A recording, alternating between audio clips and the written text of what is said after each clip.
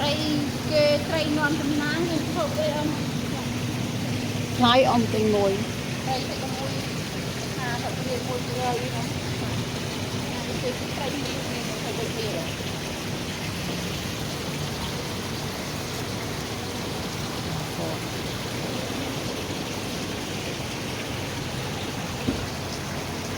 lại kêu khăm tiền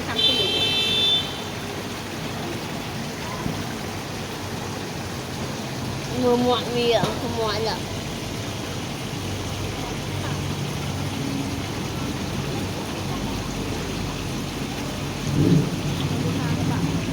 muộn vì thôi vậy hai bên này hàng sauce food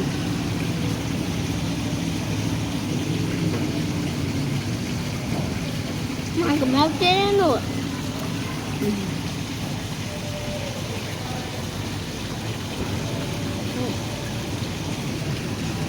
mà cái này nó có tham ạ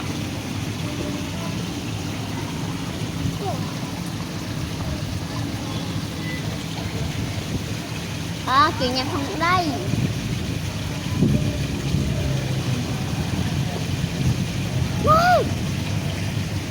không phải một màu có lâu nữa nó phòng ưng